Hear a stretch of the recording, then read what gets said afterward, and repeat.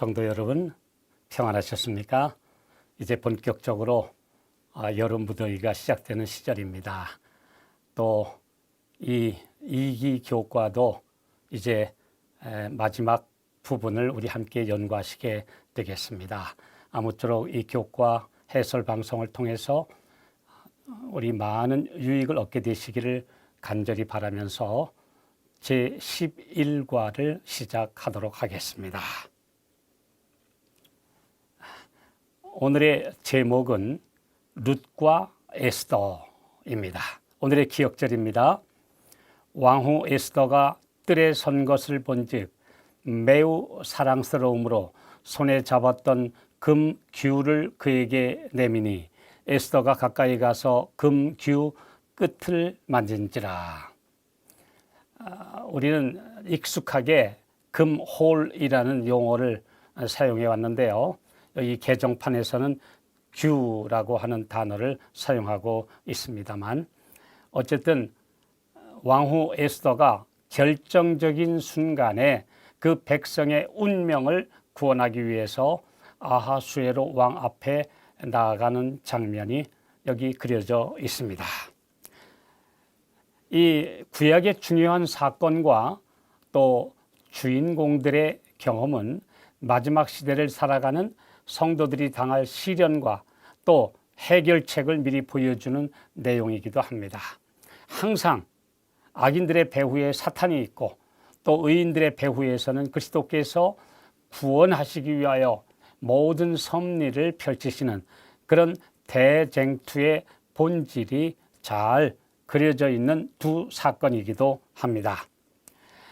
특별히 첫 번째 여인 룻은 이스라엘 남성과 결혼했으나 과부가 된 모압 여인 룻이 어떻게 그 시어머니의 전도를 통해서 하나님의 백성이 되고 그리고 이스라엘 땅으로 와서 메시아의 조상이 되었는지를 통해서 구속사의 진리를 생생하게 배우게 됩니다. 그래서 그 비결은 고엘, 곧 구속자를 만났다는 것입니다. 그리고 바벨론의 포로로 끌려간 유대인들이 이제 전멸을 당할 위기에서 미리 준비해 두셨던 믿음의 여인 에스더를 통해서 이제 하나님께서 그 백성들을 구원하시는 장면이 펼쳐지게 됩니다.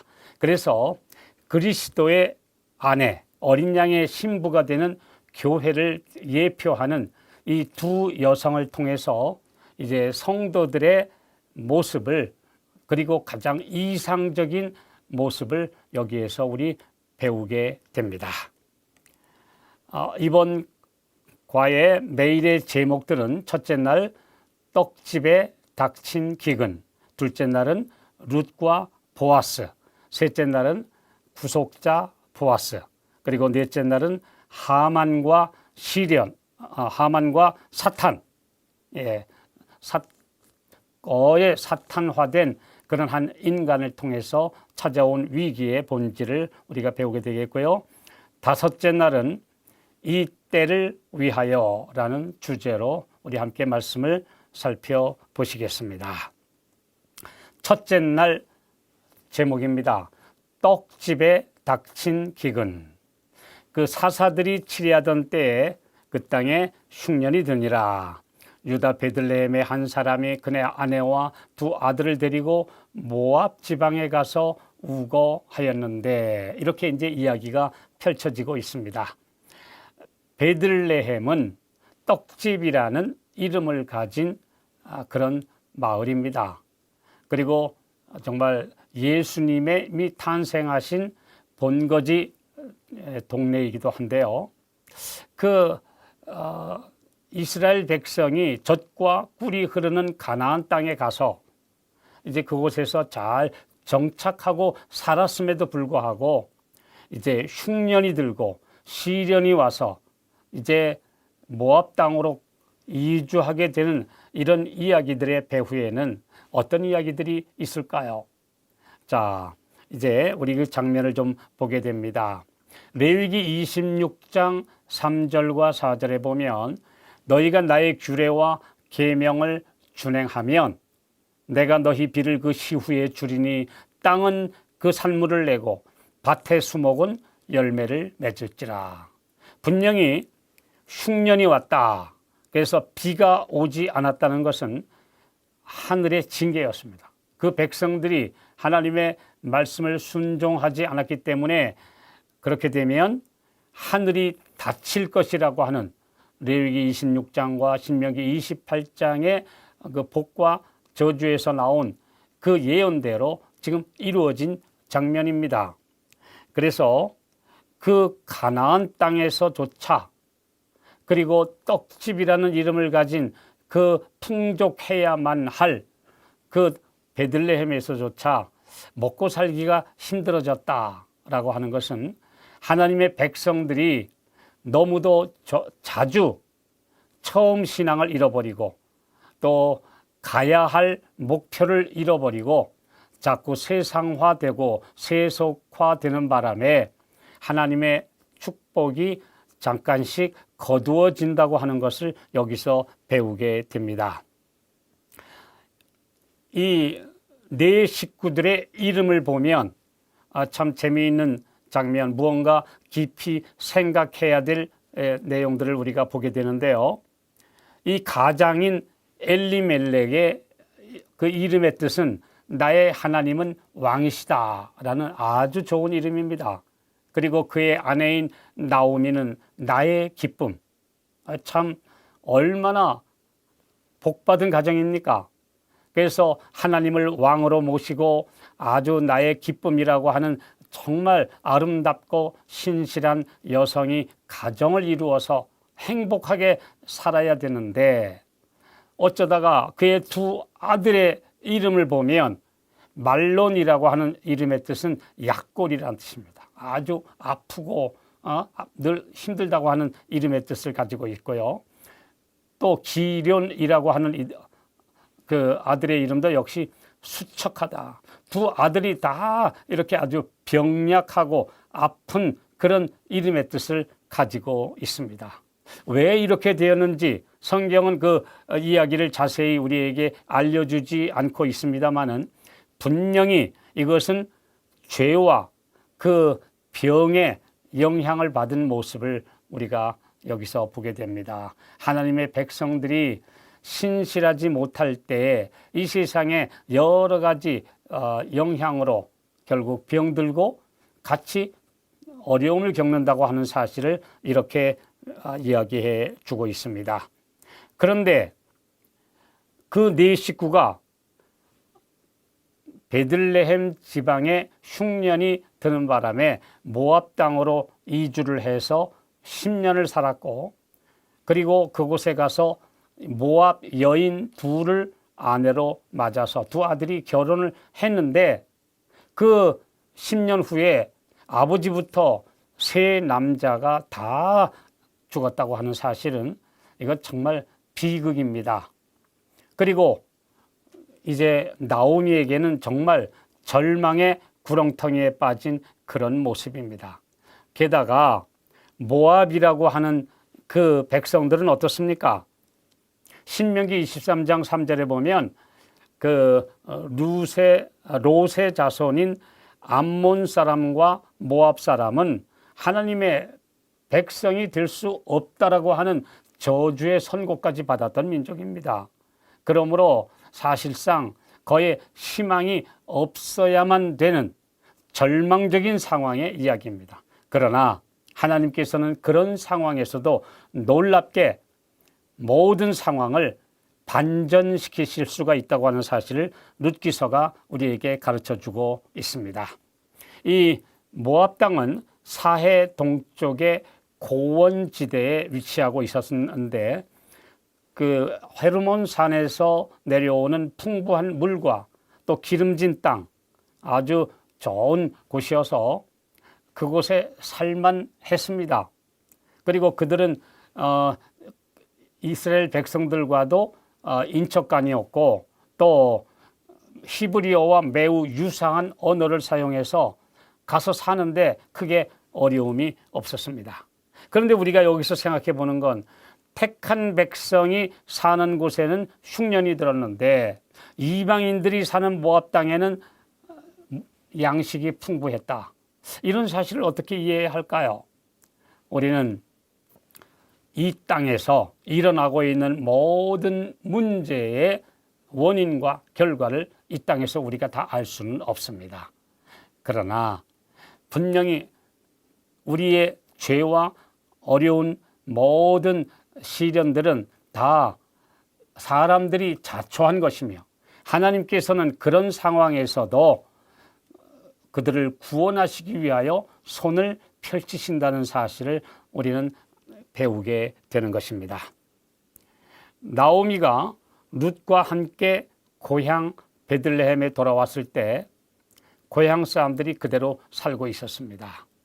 흉년에 비록 살기 힘든 시기를 보냈지만 다들 잘 살아남아 있었습니다. 그러므로 여기서 우리가 한 가지 알 수 있는 것은 엘리멜렉이라고 하는 이 가장이 이스라엘 땅에 자기 모든 것을 팔고 모압 땅으로 이주한 것은 분명히 옳은 결정이 아니었다는 사실입니다. 왜냐하면 그들이 그곳에서 잘 견디고 하나님께로 다시 돌아가면 하나님께서 그들에게 양식을 주실 것이라는 그 믿음을 잠깐 버렸기 때문에 일어난 결과입니다. 자, 그러면 우리 둘째 날 소지를 보겠습니다. 룻과 보아스 이야기입니다. 룻기 1장에 보면 우리가 길게 다 이야기할 수 없지만 정말 룻이 그 어머니를 따라서 이스라엘에 오기까지는 정말 굳센 믿음이 필요했습니다.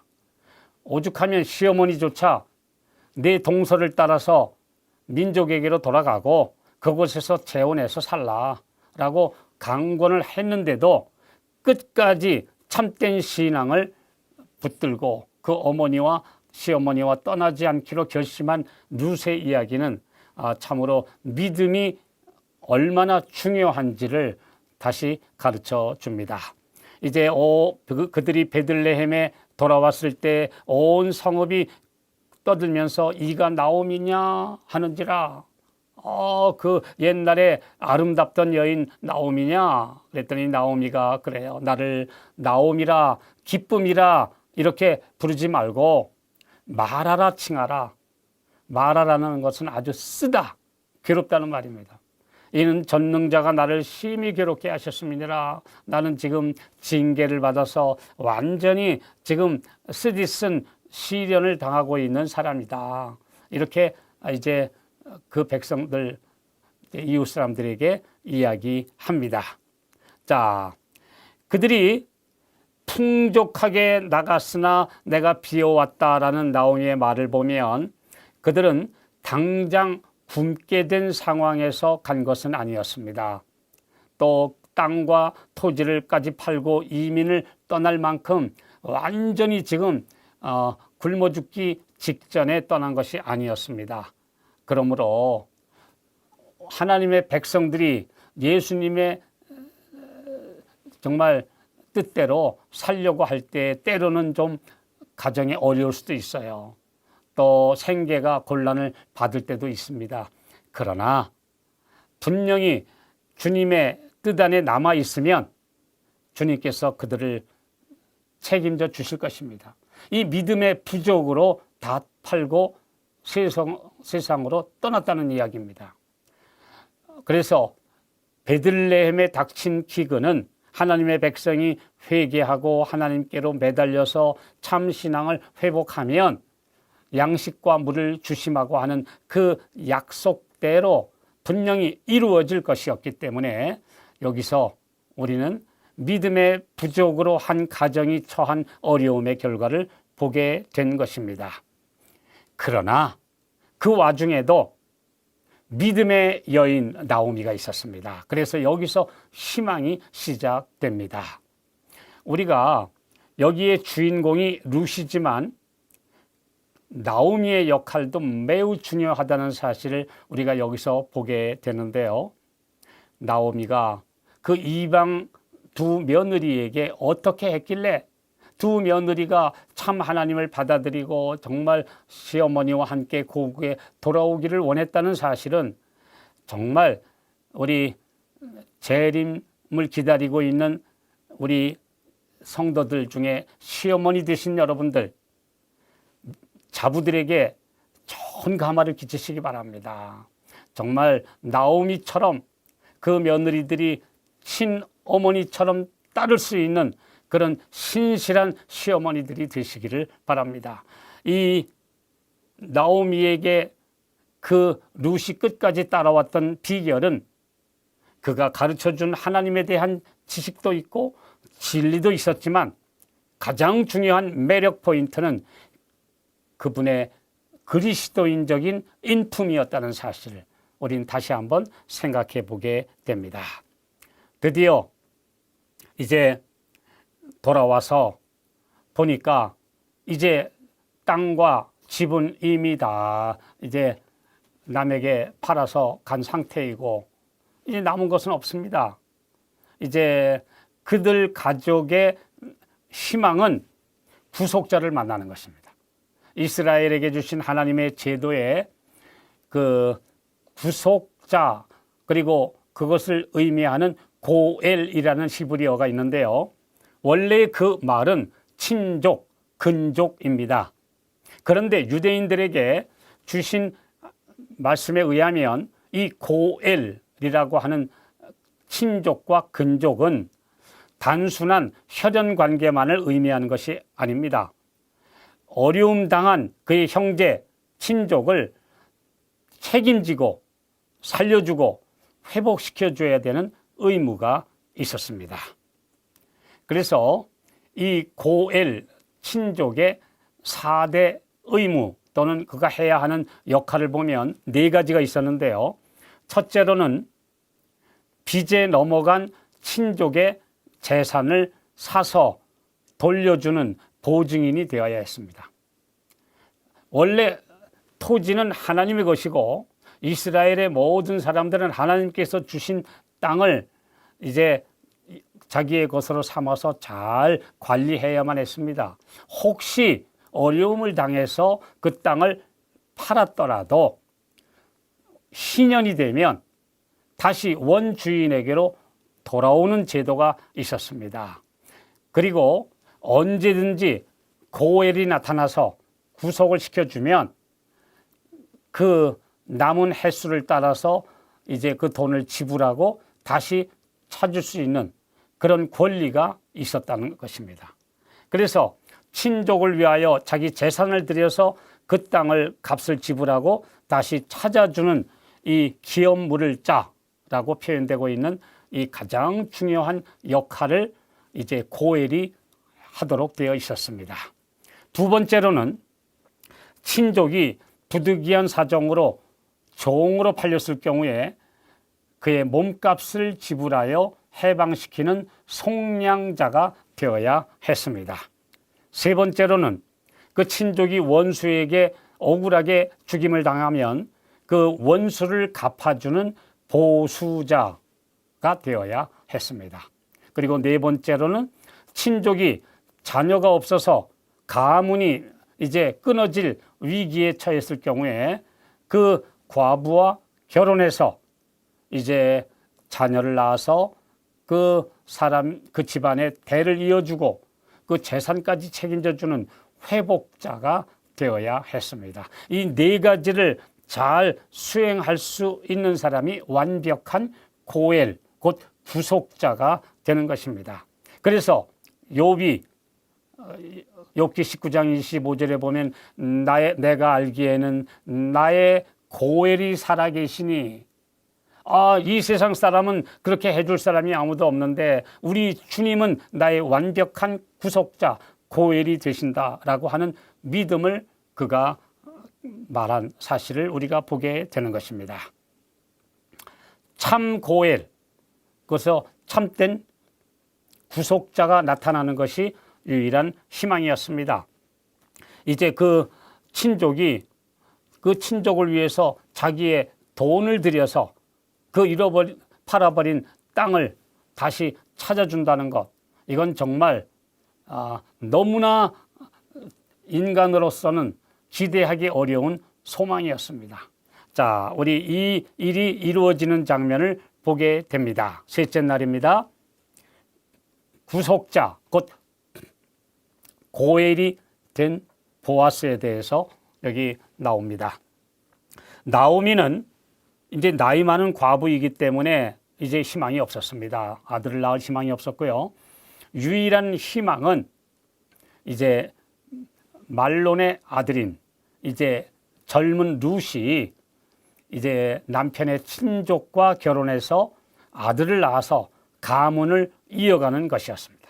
이제 이 일을 이제 처리하기 위해서 이제 베들레헴에 이제 유력한 보아스가 이제 회의를 소집합니다. 성문에서 장로 10명을 모아서 마을 회의를 열게 됩니다. 그런데 보아스가 말합니다.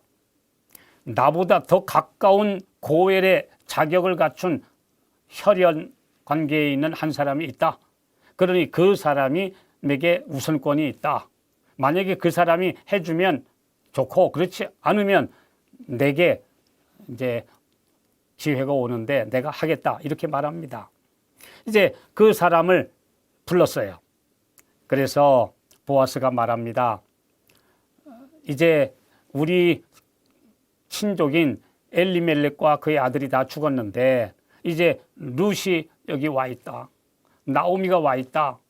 그러니 그가 팔아버린 기업을 사서 회복하는 사람이 곧 고엘이니라. 그랬더니 이 사람이 처음에는 하겠다고 그래요. 왜요? 이 땅을 내가 사면 앞으로 영영이 이제 내 것이 되겠구나 라고 말합니다. 그랬더니 이제 보아스가 말합니다. 그것만 하는 게 아니다. 룻과 결혼해서 아들을 낳아서 그 죽은 사람들의 그 가문을 이어주도록 한 가정을 일으켜 세워줘야 한다. 이건 너의 이 그대의 재산을 늘릴 기회가 아니다 라고 이야기하니까 이 사람이 뭐라고 그럽니까? 그렇게 되면 내 재산을 들여서 이 땅을 회복해서 이제 한 집을 세워주면 내 재산이 충나니까 나는 못하겠다. 나는 손해되는 일은 안 하겠다. 이렇게 포기하고 신발을 벗어버렸습니다. 예. 자, 이 사람이 신발을 벗어버린 것은 나는 고엘 역할을 못하겠다 하는 것입니다. 이제 그런데 이 세상 누구도 완전히 대가 끊어지고 재산마저 없는 이 불쌍한 두 과부를 구제해 줄 사람이 없는데, 그러나 한 분이 있었는데 바로 보았습니다. 그는 그리스도를 완전히 예표한 분이었습니다. 자, 그래서 보아스가 말합니다. 내가 내 모든 재산을 들여서 그 땅을 사서 이제 그 가문을 다시 회복시켜 줄 것이다. 그리고 룻을 내 아내로 삼아서 그의 아들을 그 집안의 대를 잇도록 해 주겠다고 말합니다. 그런데 여기서 우리가 이제 이 사건이 예표하는 이야기에서 고엘이기를 포기했던 그 사람은 누구를 상징하는가? 우리는 보통 이 세상의 친족들, 이 세상의 부나 재산이나 어떤 것도 우리의 완벽한 회복자가 될 수 없다라고 믿고 있습니다만, 한쪽에서 내가 원래 친족이다.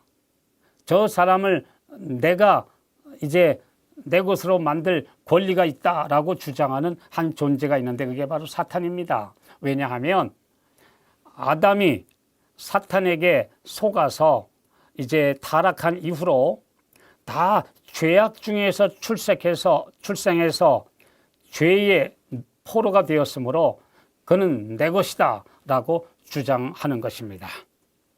그래서 요한복음 8장 44절에도 예수님을 영접하지 않고 정말 우리의 회복자이신 그리스도를 받아들이지 않으면 다 사탄의 후손들이라고 말하고 말씀하셨습니다. 너희는 너희 아비 마귀에게서 났으니 라고 말씀하셔서 그 당시에 그리스도를 거절한 유대인들이 곧 사탄의 자식이라는 사실을 예수님께서 이렇게 말씀하신 것입니다. 그러므로 오늘 거듭남으로 하나님의 자녀가 되지 못한 사람은 마귀의 자식들이 되며 죄의 포로가 됩니다. 그래서 사탄이 합법적으로 이건 내 것이다 라고 주장합니다. 그리고 사망 선고 아래 있기 때문에 그는 똑같이 멸망받아야 된다라고 말합니다. 사탄은 심지어 모세까지도 그가 죄를 범했기 때문에 그는 사망의 포로로 남아 있어야 한다고 주장했습니다. 우리가 유다서에 나오는 이야기를 잘 아시죠? 천사장 미가엘이 와서 모세의 시체를 이제 부활시키려고 할 때 마귀가 나타나서 주님이시여 이건 불공평합니다. 죄값을 치르시지 않았는데 어떻게 아무 대가도 없이 살아날 수가 있습니까? 모세는 죄인이기 때문에 영생을 얻을 자격이 없다라고 주장한 것입니다. 그때 이제 예수님 말씀하십니다. 주께서 너를 꾸짖으시기를 바라노라. 내가 그를 위하여 내 모든 목숨을 버려서 인류의 죄값을 구속할 것이고 나는 이 일을 확정지었기 때문에 그대는 여기에 관여할 수 없다라고 말씀하시는 것입니다. 우리가 이 사실을 통해서 정말 죄의 삭세에서 십자가의 대속이 없다면 어느 누구도 그 위대한 모세까지도 영원한 영생을 얻을 자격이 없었다고 하는 이 엄숙한 진리를 다시 한번 깨닫게 되는 것입니다. 우리가 베들레헴 성문에서 이제 판결이 있었듯이 이제 하늘 법정에서 드디어 공정한 심판이 열렸습니다. 이 심판에서 그리스도께서 이제 십자가에서 인류의 모든 죄를 다 대속하시는 그런 피를 흘리셨기 때문에 이제 지구의 통치권을 다시 가지셨고 그래서 이 둘째 아담으로서 잃어버린 이 지구를 그리고 인류의 모든 생명을 다시 회복하셨다는 선언이 있게 된 것입니다. 그래서 예수님 말씀하셨죠. 이 세상 임금이 쫓겨나리라 라고 말씀하신 바로 얼마 후에 주님은 십자가에서 이제 승리의 선언 다 이루었다라고 하시는 그 아주 승리의 선언을 하신 것입니다. 자, 그래서 계시록 5장 9절로 10절에 보면 이제 새 노래를 노래하여 가로되 책을 가지시고 그 인봉을 떼기에 합당하시도다. 인류의 운명이 담긴 이 책의 봉인을 떼시고 드디어 일곱째 인을 떼시는 날 완벽한 회복이 이루어져서 이제 이 지구가 새 하늘과 새 땅으로 재창조되고 구속함을 받은 모든 성도들이 불멸의 몸, 영광의 몸을 입게 될 것이라고 하는 찬양을 드리는 장면입니다. 자, 이제 장면이 다시 오랜 후로 넘어와서 이제 이스라엘 백성들이 바벨론의 포로로 잡혀가 있던 그 오랜 후에 일어난 한 사건을 우리가 이제 보게 됩니다. 하만과 사탄. 자, 여기서 이 하만은 아주 사탄을 가장 잘 표상한 인물입니다.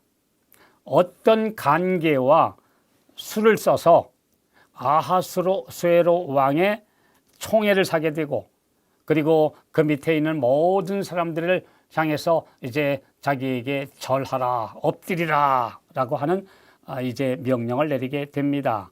그런데 말단 관리에 불과한 대궐문에 앉은 모르드게가 그 인간 하만에게 엎드려 절하면 둘째 계명을 범하기 때문에 절하기를 거부합니다. 그래서 하만이 그걸 알아본 다음에 유대인 전부를 몰살하겠다고 하는 아주 무시무시한 음모를 꾸미는 이야기를 우리는 보게 됩니다. 자, 그러면 악의 뿌리를 뽑지 않으면 결국은 큰 재앙이 된다는 사실을 이 역사에서 우리가 보게 되는데요. 사울 왕이 사무엘 선지자가 전해준 하나님의 명령대로 가서 아말렉을 쳐서 이겼습니다. 그런데 완전히 멸망시키라고 했는데 살려두었어요. 그래서 그 결과로 그 후손인 하만, 아말렉의 죄의 유전자가 살아남아서 결국 하만이 이런 엄청난 보복국을 펼치게 됩니다. 그래서 유대의 전승인 타르굼에는 하만은 그 사울 왕이 살려두었던 아각 왕의 16대 후손이라고 기록되어 있습니다. 그래서 아말렉 사람, 완전히 가나안 사람처럼 전멸하라고 하나님께서 왜 명하셨는지 그 이유를 우리가 여기서 보게 되는 것입니다. 그래서 사탄과 것을 거의 그대로 예표한 하만의 이야기는 마지막 때에 있을 선과 악의 마지막 전쟁의 모습과 매우 흡사합니다. 온 세상이 짐승의 우상에게 절하라. 그래서 이제 하나님의 백성들을 완전히 굴복시키려고 하는 마지막 장면이 펼쳐지게 될 터인데 우리는 미리 보는 마지막 대쟁투를 여기서 보게 되는 것입니다. 그래서 에스더 시대에 있었던 이 위기와 마지막 날에 일어날 사건을 비교해서 7가지 그 닮은 모습을 보게 됩니다. 이것은 제가 좀 이렇게 만들어 본 대조표인데요. 첫째로 유대인은 그 당시에 페르시아 제국의 소수 민족이었습니다. 포로로 가서 그곳에 남아있던 소수 민족이었습니다. 물론 그동안에 하나님께서 70년 만에 자비를 베푸셔서 2번의 칙령을 통해 돌아갈 기회를 주셨는데 그때 돌아가지 않거나 또는 못해서 남은 사람들에게 위기가 찾아왔습니다. 마지막 때 역시 남은 자손도 적은 무리 끝까지 이 세상의 모든 종교 연합이라는 거대한 흐름에 따르지 않고 하나님의 계명과 예수 믿음을 고수하는 남은 자손이 곧 그 당시 이제 마지막 시대에 독특한 백성으로 남아 있게 될 것입니다. 두 번째로는 하만에게 절하라. 근데 여기 마지막 때에는 짐승의 우상에게 경배하라. 그리고 이것은 바로 하나님의 계명을 어기라고 하는 칙령이 된 것입니다. 마지막 시대에는 넷째 계명의 안식일을 완전히 사람의 계명으로 대체시킨 일요일 법령이 선고되고 이제 거기에 따르지 않으면 이제 매매를 할 수가 없고 나중에는 이제 없애려고까지 하는 마지막 위기가 찾아올 것이라고 말씀하십니다. 그러므로 이 세상에서 하나님의 백성들이 마지막까지 승리해야 되는 가장 큰 원칙은 하나님의 계명입니다. 세 번째로는 하만을 페르시아 왕이 총애했는데요. 이것은 마지막 때에 음녀라고 하는 타락한 종교가 어떻게 땅의 정치가들과 완전히 하나가 돼서 이제 정교일치라는 불륜 관계에 들어가게 되는지를 이제 묘사하고 있는 것입니다. 그 다음에 왕의 조서가 온 제국 내에 반포되었는데요. 이것은 이제 국가적인 일요일 시험령이 이제 전 세계적으로 내리게 될 것을 예표하고 있습니다. 그리고 민중을 선동해서 이제 아달월 13일에 모든 유대인을 진멸하라 하는 칙령을 내리는데요. 결국 마지막 때에도 백성들, 대중을 선동해서 이 적은 무리를 완전히 없애려고 하는 마지막 사건이 진행될 것입니다. 이때 에스더로 대표된 신실한 어린 양의 신부되는 교회가 이제 금식 기도합니다. 그리고 하나님의 백성들은 마지막 큰 위기의 때에 정말 우리 주님과 정말 마지막 기도를 하게 되는데요. 이것이 야곱의 환난입니다. 그때 하나님의 구원이 나타나고 그래서 난 것처럼 마지막 위기의 때에 그리스도의 재림이 있게 될 것입니다. 그래서 교회정원 5권 450쪽에 보면 오늘날 개신교 세계는 안식일을 지키고 있는 적은 무리를 성문에 있는 모르드게처럼 본다. 하나님의 율법에 대하여 존경심을 나타내고 있는 그의 품성과 행위는 여호와를 경외하는 마음을 버리고 그분의 안식일을 짓밟고 있는 자들에게 끊임없는 책망이 된다. 환영받지 못하는 방해꾼은 어떤 수단을 써서라도 제거될 것이다. 이것이 바로 마지막 이제 위기의 아주 절정이 되는 것입니다. 이제 바로 이런 위기의 때 이제 다섯째 날 소식입니다. 이 때를 위하여 하나님께서는 예비해 두신 바로 사람이 있었는데 왕후 에스더입니다. 그래서 이제 모르드게는 그가 딸처럼 키운 사촌 여동생인 에스더에게 사람을 보내서 말합니다. 네가 왕후의 위를 얻은 것이 무슨 정말 행복한 그런 엄청난 특혜를 얻은 것이라고 생각하지 말라. 정말 신데렐라처럼 정말 최고의 자리에 올라가는 그런 행복이 아니라 사실은 이 때를 위하여 하나님의 백성들이 만날 위기를 위하여 하나님이 미리 예비해 두셔서 너를 그 자리에 가도록 해 주셨다. 이렇게 말합니다.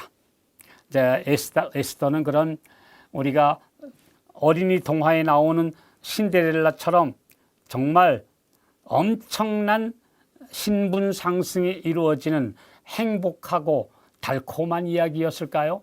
그렇지 않습니다. 이 세상에서 우리가 혹시 높은 자리에 있다 할지라도 또는 부유한 위치에 있다 할지라도 그것은 하나님의 사업을 위하여 내가 할 역할이 있다는 이야기이지 결코 그 자리가 행복을 보장해 주는 자리는 아닌 것입니다. 에스더는 남편을 만나려고 해도 목숨을 걸고 집무실로 보좌로 가야만 했습니다. 왜냐하면 페르시아 왕은 늘 암살의 공포 속에 살고 있었고 그가 왕이 근무하는 그런 방은 미로처럼 정말 찾기 힘든 곳에 있었고 철통 같은 보안 속에 있었다고 하는 사실을 보면 살벌한 세상, 언제 어떻게 될지 모르고 언제 위기가 닥칠지 모르는 세상에 살고 있는 현실을 이렇게 잘 묘사해 주고 있습니다. 그러므로 이 땅에서 안주할 생각을 하지 마십시오. 모든 그리스도인들이시여 이 땅은 우리가 뿌리를 내리고 살 만한 땅이 아니라는 사실을 기억하셔야 합니다. 이 때를 위한 인물들은 누가 있습니까? 모세도 하나님께서 예비해 두신 특별한 인물이었습니다. 정말 디셉 산중에서 주님과 교제하던 그 산골 사람을 갑자기 역사의 주인공으로 불러내신 것은 우리 주님이셨습니다. 또 느헤미야도 역시 준비된 분이었습니다. 준비된 인물이었습니다. 에스라 역시 그는 준비된 서기관이었습니다. 에스더, 침례 요한 다 하나님께서 미리 준비시키셔서 결정적인 역할을 맡기신 인물들입니다. 그럼 마지막 때의 결정적인 역할을 할 사람들은 바로 남은 자손인데요. 그들이 바로 용과의 최후 접전을 할 용사들입니다. 오늘 우리가 바로 그렇게 준비되어 있어야 합니다. 죽으면 죽으리라. 정말 에스더의 처절한 심정, 결연한 결심이 함축되어 있는 말입니다. 오늘 마지막 시대의 하나님의 백성들도 이런 결심으로 승리해야 된다고 하는 사명감을 지금 우리가 미리 가지고 있어야 되고 그 일을 위하여 준비되어 있어야 합니다. 이제 아하수에로 왕 앞에 나가는 것이 목숨을 걸고 나가야 될 만큼 어려웠는데, 그러나 우리 하늘 아버지께서는 언제나 우리가 나아오기를 기다리고 계시다는 사실을 우리는 기억할 수 있습니다. 우리 잘 아시는 말씀처럼 계시록 17장 14절 저희가 이 땅의 모든 종교 단체들이 연합하고 왕들과 또한 상고들, 기업까지 모든 세상에 연합해서 어린 양으로 더불어 싸우려니와 어린 양은 만주의 주시오 만왕의 왕이심으로 저희를 이기실 터이요 또 그와 함께 있는 자들 곧 부르심을 입고 빼내심을 얻고 진실한 자들은 이기리로다. 자, 개국 이래로 없던 환란의 때 초점을 맞추지 말고 어린 양이 승리하시는 마지막 승리에 우리의 눈을 맞추게 되기를 주님은 원하십니다. 마지막 여섯째 날입니다. 계시록 17장 15절에 보면 음녀에 앉은 물은 백성과 무리와 열국과 방언들이니라고 기록되어 있는데요. 정치가들은 표를 얻기 위해서 민심이 쏠리는 곳에 영합합니다. 그리고 마지막 시대에는 대중을 선동해서 종교 연합과 세계 평화를 이루자고 하는 이 명분에 반대하는 양심적인 하나님의 백성들을 결국 누명을 씌우고 멸하려고 할 것입니다. 이제 민심이 사나워질 때가 가까워왔습니다. 기후이변으로 재난이 점점 심해지고 테러와 폭동이 일어나고 드디어 경제 위기가 세계를 덮칠 때, 그리고 사람들의 마음에서 제어하시는 성령이 떠나면 이제 세상은 무시무시한 정말 소용돌이가 벌어지게 될 것입니다. 이제 그러한 무언신가 경랑 속으로 빠져들어갈 조짐이 보이고 있는 오늘날의 세계 정세입니다. 그러므로 재림을 위하여 지금은 준비하고 깨어 있어야 할 때입니다. 이제 마지막으로 토일을 위한 질문 3가지만 드리겠습니다. 첫째로 나오미의 이 가족이 겪은 시련의 원인에 대해서 한번 살펴보면 좋겠습니다. 민족적으로 타락했기 때문일 것이다. 또는 조금 어렵다고 모압으로 이주하기로 한 잘못 때문에 그 세 남자가 다 일찍 죽는 그런 어려움이 있었다. 아니다. 이 세상에서 고통과 질병은 누구에게나 올 수 있는 것이다. 이 셋 중에서 어떤 것에 더 비중이 있다고 우리가 생각되어질까요? 함께 토의하시면 좋겠습니다. 두 번째로 구속자인 보아스의 주도로 회복이 되었는데 룻의 역할도 대단히 중요했습니다. 룻은 어떤 역할을 한 것입니까? 그리고 그녀가 어떤 마음 자세로 정말 하나님의 택함을 받을 수 있게 된 것일까요? 세 번째로 에스더 시대에 유대인들이 전멸을 당할 뻔한 위기가 왜 찾아왔을까요? 하나님께서 어떤 메시지였습니까?